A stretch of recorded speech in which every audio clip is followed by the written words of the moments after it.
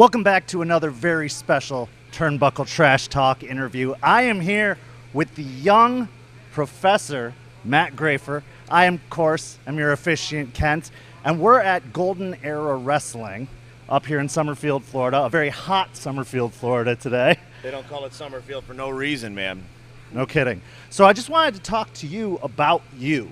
Okay. Because you're a ring announcer. It's true. You're a commissioner. Yes. You're a trivia expert. Yes. And a college professor. All true. Those are a lot of hats to wear, but let's talk right now specifically about wrestling. When did wrestling first become a part of your life? When did it enter into your scope? Well, for me, it was probably about when I was 10 years old. I was born in 1986, so you do the math. 1996 is about the time the Attitude Era kind of started coming together, and just got cable TV, so that was a new thing for us in the house. And one of the things that was all the rage on television was wrestling. So I used to watch the Monday Night Wars, flipping between Raw and Nitro, watching all those guys on TV, and man, I fell in love with it. So what was your first major wrestling memory, whether it was a particular match or a particular competitor or a particular pay-per-view? What stood out to you most that you can remember? You know, what I remember the most is my first memory isn't even actually watching it yet at all. It was my best friend at the time when I was a kid, a friend of mine named David, who I haven't spoken to in years and years, but he was a wrestling fan, and he would tell me as we were outside playing all these stories about The Undertaker. And it was, I guess, at the time when The Undertaker had the mask and he had his nose broken and the stuff going on with Mankind, and the story had already started being laid down about Kane. I hadn't even seen it yet. I hadn't even watched it. And I was fascinated by it. And so when I got a chance to tune in, and I think he got one of those old WWF DVDs about The Undertaker. He buries them alive, I think it was. And we watched that. I just watched some of the old casket matches. So for me, those are my earliest memories when it comes to professional wrestling. So did you go through a period at all where you kind of stopped watching it? I know for me, there were periods throughout my life that it was just like not cool, but I kind of kept secretly watching it anyway. I wouldn't be as public about it as I was when I was like a toddler. But as like a teenager and stuff, it was kind of like, yeah, I watch this, and the few friends I know that are cool with it know I watch it. But, you know, it's not as necessarily a big widespread thing. Did you ever go through any periods like that? I did, and it wasn't a conscious decision or anything. And it was probably around 2001 while I was in high school. I remember right after the Invasion angle started, I stopped watching, and I was involved in high school. I was on a JROTC drill team, and we had practice at like 6 in the morning every day. So I was going to bed pretty early. I was going to bed earlier as a teenager than I was as a kid. So I wasn't watching a lot of wrestling at the time. So there were a couple years in high school where I wasn't watching, but you know, the internet was invented, despite what people might think about at the time. And I used to follow some of the, I guess, quote-unquote dirt sheets. So I kept up on things. And back when I was a teenager, some of the people used to say I looked like a skinny little Brock Lesnar. Now I look kind of like his out-of-shape younger brother. But I kept always like an ear out for wrestling, even when I wasn't still actively watching it. So take me to the moment that you decided, I want to get involved. I want to take that next step and, you know, get involved as an announcer, get involved as manager, commentator, whatever the case is. When did that happen for you? So fast forward many years later. I've been teaching a long time, and I started trivia hosting about 3.5 years ago. And actually going back to that high school period where I wasn't watching, while I was in that JROTC program, that was the first time that anyone had ever started recognizing me for my voice, for the way I spoke, for the sound that I had. And they made me the commander of our drill team. In fact, I went on my senior year to be ranked second in the entire country for commanders in all of JROTC. Competed in Daytona Beach, which happens to be where I'm working in wrestling mostly nowadays, which is just kind of an interesting story, having grown up in New Jersey. So that's where I found my voice. And just doing the trivia, and people would come to me all the time and say, hey, do you ever do sports announcing? Like, you have like a radio quality voice. Do you ever do that sort of thing? And I said, no. And they were like, well, why not? And finally, about 2 years ago, I said, well, why the hell aren't I doing this? And I literally wrote it down on paper, and this is no joke. I wrote down on a piece and forgot about it, and said, you know, some goals. My wife and I sat down and wrote some things that we wanted to do, like for our lives and around the house. And one of the things I wrote down on this piece of paper was start working in wrestling and sports as an announcer. put it down, forgot about it. And within 5 months, I was actually doing it, just keeping an eye towards local promotions. And when I reached out to Go Wrestle, they happened to be looking for an announcer, and I sent in a video, showed them what I did, I grabbed a microphone. It was I wasn't even plugged in or anything, but it was just to have that look. And I got a note from Kyle Blizzard, who runs things over there, and he said, well, come in, we'll give you a tryout. And I showed up, and he said, keep coming back, and I've been doing it ever since.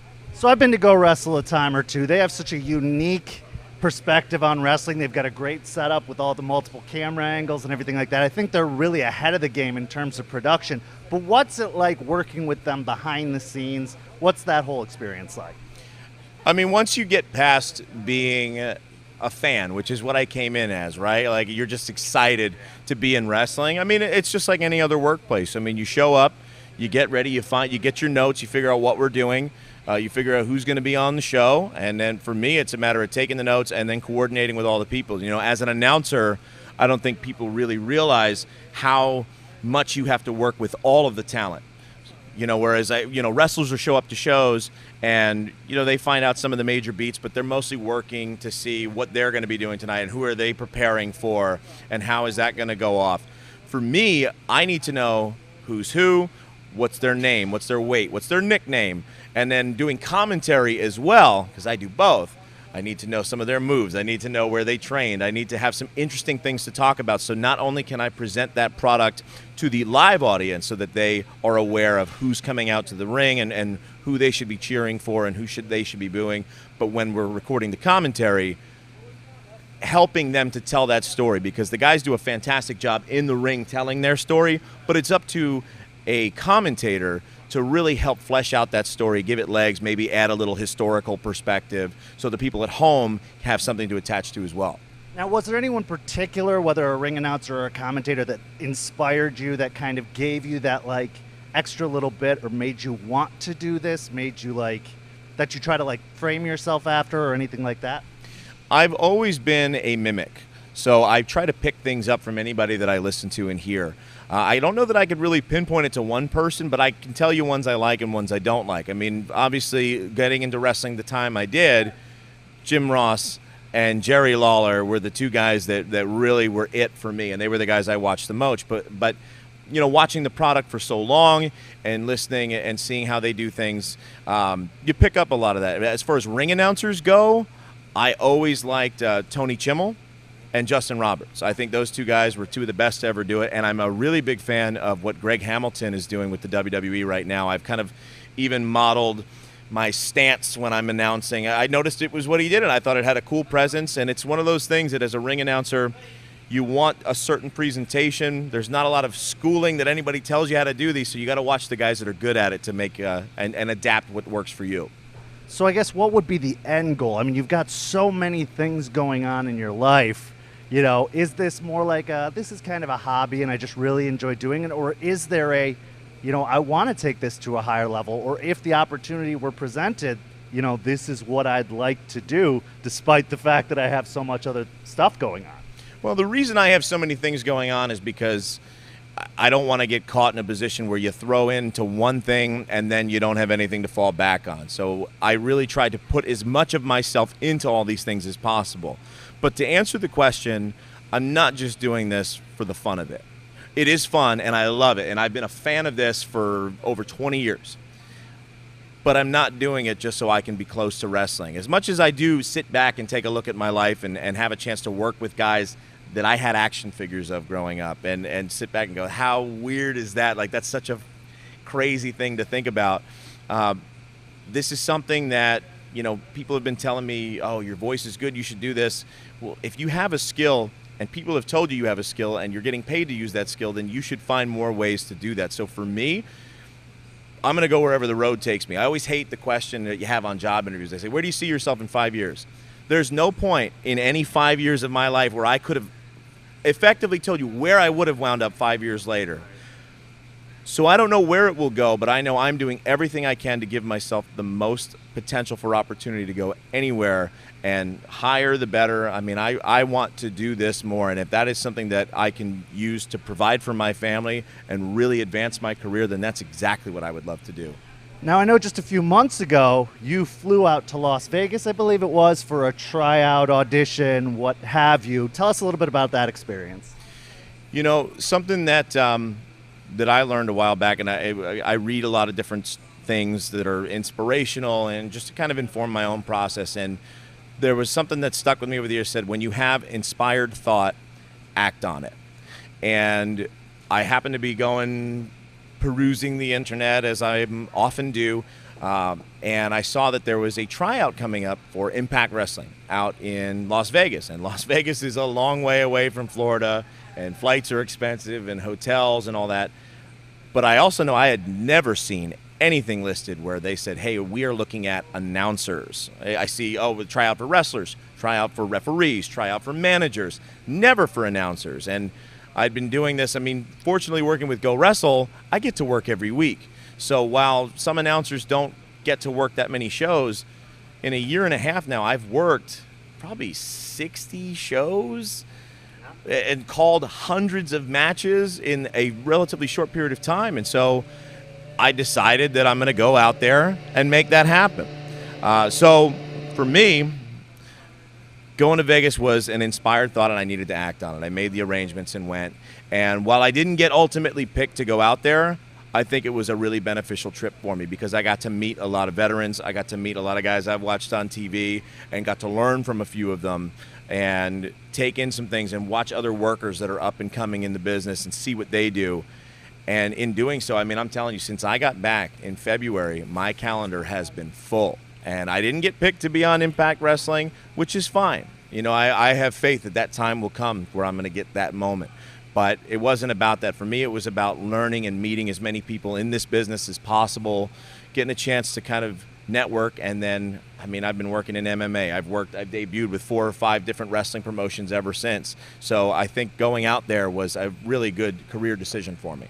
Well, and I think there's something to be said for being in front of people, being in front of those important eyes that, you know, if, for example, the person they picked doesn't work out, they say, well, we saw this other guy who, you know, was kind of in the same vein of what we're looking for. So I think you're absolutely right. It's a testament to your desire and your will to see this through that you would go, even, you know, if it didn't work out, and that you're continuing to do it because also there's, you know, the concept of, well, it didn't work out, so I'm going to give up and go back to whatever else I was doing. Like, you're still pursuing it, and I think there's a lot to that. Now, you also work behind the commentary desk, and I've talked with Zach Romero, I've talked to a few other guys. That can be a very challenging position to be in.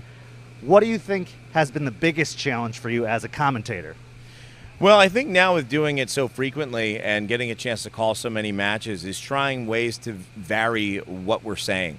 And really, in working in a commentary team, I've had a chance to work with a couple of different guys.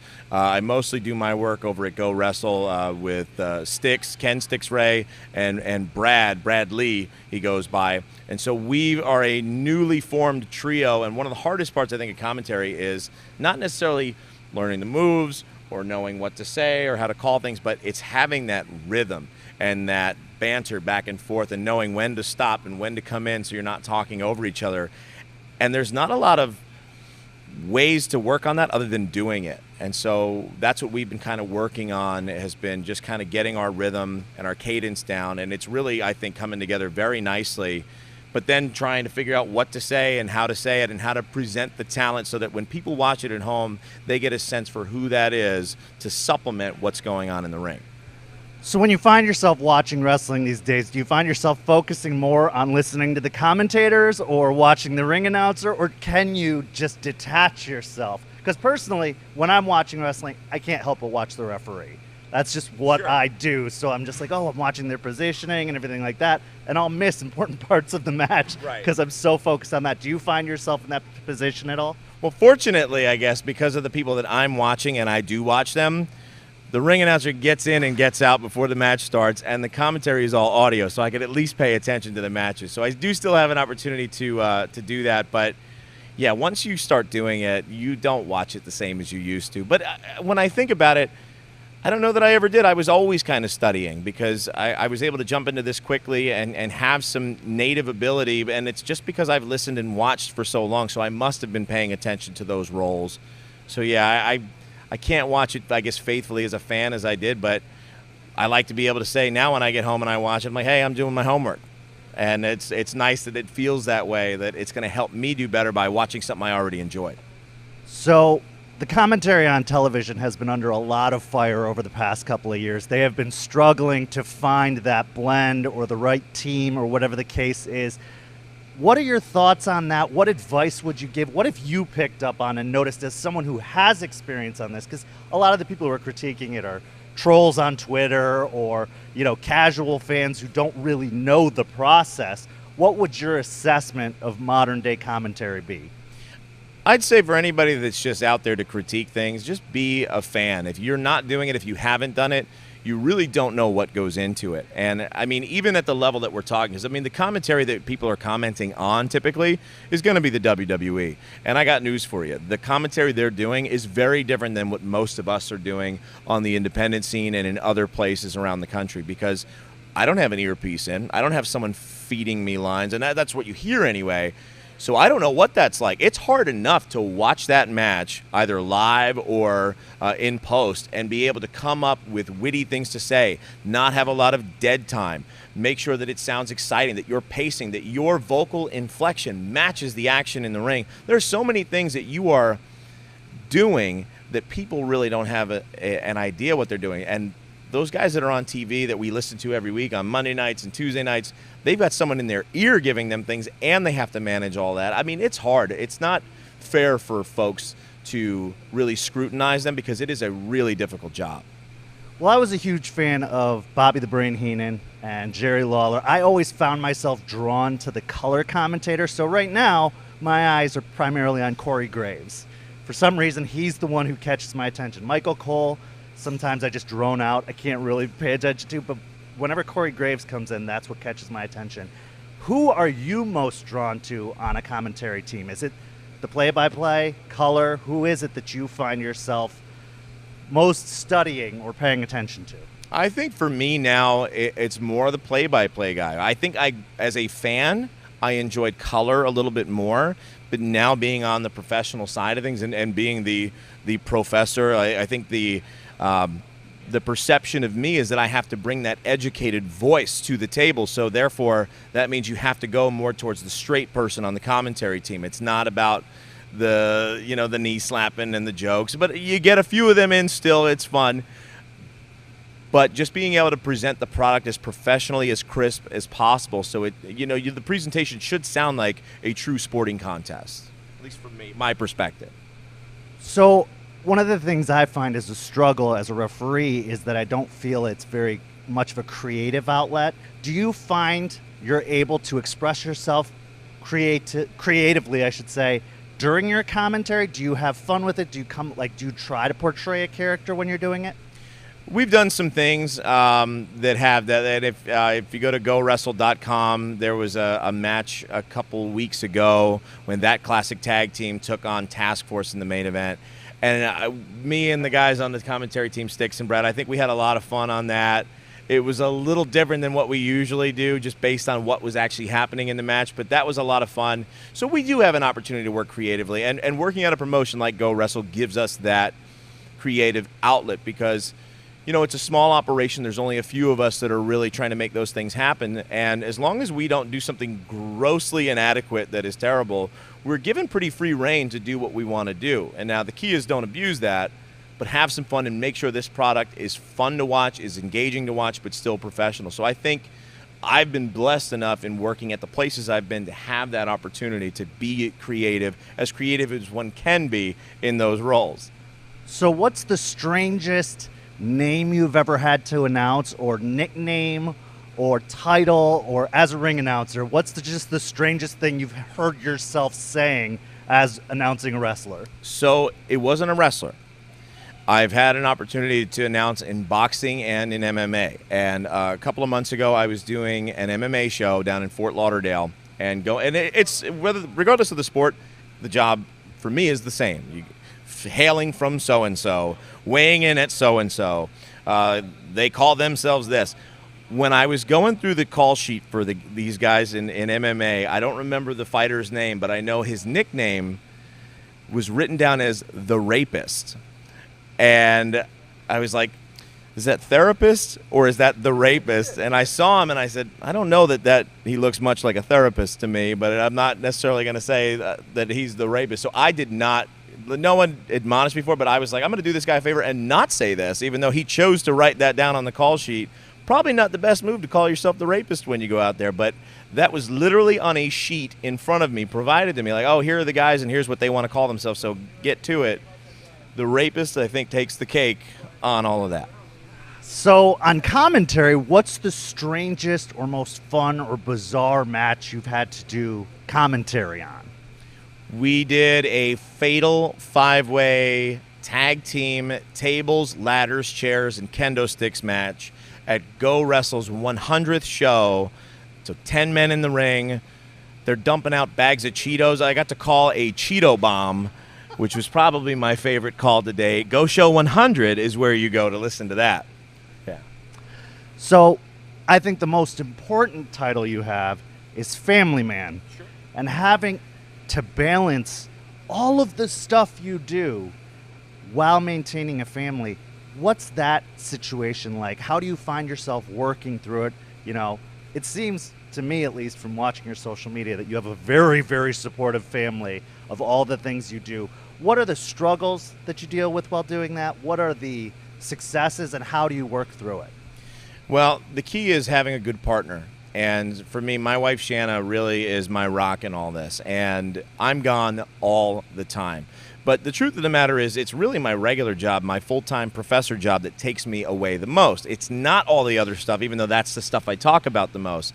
But I drive, now with the commute being what it is and traffic getting worse, I drive from where I live up to Jacksonville, which is now a 90-minute commute each way. So I add 3 hours to an 8-hour day, and then I work at night because it's a big family to pay for. I've got 4 kids. So it is a struggle. I'd be lying to you if I told you otherwise. But my kids love it. They're all big fans. My daughter, who's 4 years old, had her VPK graduation the other day. And when they asked her what she wanted to be when she grew up, she told them she wants to be a professional wrestler. I mean, we literally brought her to her first NXT match. She was a month old. 1 month old, and we had her. So she's been in this her entire life. My kids are coming up at it. It's funny, even the way they play with their toys. My kids will play the announcer as the kids come out as the wrestlers come out through the ramp, which I think is funny because I know they're picking that up from what I'm doing. For me, it's just trying to maximize on the time I have available. And right now, I mean, working as hard as I am in so many areas, it's because I don't want to be this crazy and this busy forever. Ideally, I would like to work more in this industry, and I can't give up my day job just yet. I still got to make money and support everybody. Wrestling ain't paying the bills just yet. Those of you watching probably understand what I'm talking about. But I want it to someday, so I have to go all in on all these things. And so the time with my family, I do need to juggle, but they understand that I'm sacrificing this time to do better things with us later, and it's more about the long term, not the short term. Well, and that's so important and so insightful, and I think advice that a lot of people could take, because I know that a lot of wrestlers run into the problem of their spouse or their girlfriend or whatever coming up to them and saying, hey, quit wrestling, or I don't like you wrestling, whatever the case is. So to find someone with a supportive partner is such an inspiration to all of us out there who are trying to... She's not supportive every minute of every day. There are weekends or times where it's like, really, dude, you're on the road again? And look, I get it, but I think she also realizes I'm good at talking. I'm not really good at much else. So if I come home and try to help with things, I kind of mess it all up because I'm not there usually anyway. So I think we kind of understand that I'll do, I'll pay for it, and I will talk about it, and I'll make sure that we have all the things that we need. She's much better at doing it. And so us also having that mutual understanding of our roles is important, and just, again, that long term. But yeah, we back each other up. There's a lot of support, and that's the key to it. That's something you got to work on. If any of you guys are dealing with family stuff, like, just make sure that you throw yourself in everything as hard as you do into any one thing. No, and that's actually really important too, to make sure that maximum effort gets spread all the various ways it needs to, that you're not just doing the wrestling thing and neglecting the family thing, like giving everything 100%. So, yeah. So if someone was trying to get into this business, I ask everybody this, what one piece of advice would you give them, maybe from a commentary or an announcer standpoint, if someone wanted to become an announcer or a commentary person, what advice would you give them about getting into it? Because there's never been a clear-cut path into wrestling. You know, not even for wrestlers. I was just talking to Sage Scott a couple weeks ago, and he was saying I didn't know how. You know, I had to figure out how to get into wrestling. So what advice would you give to someone that wanted to become a commentator like yourself? Find opportunities and take advantage of opportunities. So if you see something, seize something. The opportunities are out there, I think, in everything. But you have to go looking for them. They are not going to just fall in your lap. You're going to miss every shot that you don't take. So the key is, if you think that it's something that you wanted to do, get around it. Find ways to be around it. Because I didn't know anyone in wrestling. I didn't have any friends that did it. It was just a matter of, all right, I want to do this, and this school is looking, so let me go check them out, let me show up, and then keep showing up. And then be around the product. Watch as much of it as possible. Be a sponge. Write things down. Anytime you get a chance to perform, watch it back. Take your own notes. Seek the counsel of others. Always be a student of the game, and just be ambitious. You got to outwork everybody. That's what I've learned, not just in wrestling, but in teaching and anything I've ever done that I've been successful at in life. Is I've gotten there by outworking people, by just showing up and doing it and putting in the effort. It's not that hard once you do that, but if you're saying, oh, I never get booked, but you don't hit up promoters, you don't send them things, and then what you send them is not concise, it's not grammatically correct, you don't come off as credible, you haven't done things to have good promo pictures, to have good quality videos that you can send, and someone says, hey, maybe I'd like to take a chance on this person, then you're not doing everything that you need to be doing. And I don't think you need someone to tell you that. If you haven't learned that yet in life, you'll get knocked down a few times in any industry, and you'll learn quickly that you need to be prepared for whatever world you're going to thrust yourself into. Wrestling is really no different in that regard. If you could change one thing, and I put people on the spot when I ask them this, about wrestling, whether it's backstage, whether it's in the ring, whether it's having to do with the fans, whether it's technology, whether it's whatever the case is, what one or two things would you change about wrestling? You know, I don't know that I have anything that I would really put forward about changing in the business. I don't feel like I have earned the right to kind of have that kind of insight. You know, I've been a fan longer than I've been involved in the business. And so while I've had opportunities to work a lot and I'm doing a lot in the business now, I am by no means someone that I would consider to be an expert saying, oh, well, this should be different, because I'm still learning myself. So I think I'm going to hold back and not give you a full response on that. Well, I'll toss you a big, hefty softball that I've gotten from a few guys. I think we'd all like to be able to make our living wrestling. Yes, but I didn't want to insult those and say that I'm being underpaid either, because I understand the business aspects. I know that it's not like I'm watching promoters show up in their Bentleys and in their expensive cars, and then we're walking out with a hot dog and a handshake. It's not like that. I'm watching everybody scratch and claw, even on the promotional end of things at the top there. You know, I don't think that things are grossly unfair, at least in terms of what I've seen. It would be nice, but really what that is maybe we just have to work harder, get more fans, get more butts in the seats, pay for more merchandise, more ticket sales, more online subscriptions, and then there's more money to go around for all of us. So now to wrap up, where can people find you? What social media would you like to promote? You know, what venues or events would you like to promote? Anything you want, this is your time. Gosh, well, every single Friday night at Go Wrestle. That is the number one spot that you can find me. Every Friday night, 8 p.m., Daytona Beach. Go to Go Wrestle's Facebook page and GoWrestle.com. We have a website with 108 shows now to date on the website, and I'm on a lot of it as an announcer and now as a commentator. I'm also clearly here in Summerfield, Florida for Golden Era Wrestling from Florida. I'm the commissioner and an announcer for them. You can catch me, this coming month. I'll be filling in for Albert, their regular announcer, but I'll be doing some work with Atomic Revolutionary Wrestling. You'll catch me with the United States Wrestling Alliance. We're going to be at River City Wrestling Con at the end of next month. I'll be at Combat Night, MMA. I'm all over the place, man. Maybe I'll see my kids once in a while, too. Maybe. Well, and now I think you can promote Trivia Night. This doesn't have to all be wrestling related. I think it's so cool to see you posting about bar trivia, you know, instead of just the wrestling stuff. I think it's cool that you're able to use this talent in such a variety of ways. Well, and I won a WCW replica, like the big gold belt, at a video game tournament last year. I actually beat a bunch of guys, won $1,000, and this replica championship for playing WCW NWO Revenge. Smoked everybody, right? Come see me if you want to step to this.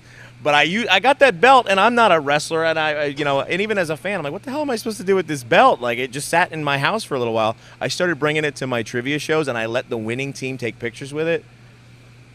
They pop harder than any mark at any show. People who've never been around a belt love the belt, man. So I work for Challenge Entertainment. I'm actually an area manager for them, and I work mostly in Palm Coast on Tuesday and Wednesday nights. Central Florida Trivia is where you can follow all that stuff. And at my page, The Young Professor on Facebook.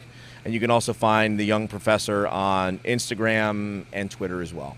Well, Matt, thank you so much for taking some time and joining me today. And I'm sure we'll have a part 2. I'm going to put it out there for questions from the fans to ask you on a future episode. But thanks so much for joining us. Ken, I appreciate it, man. Thanks a lot, brother.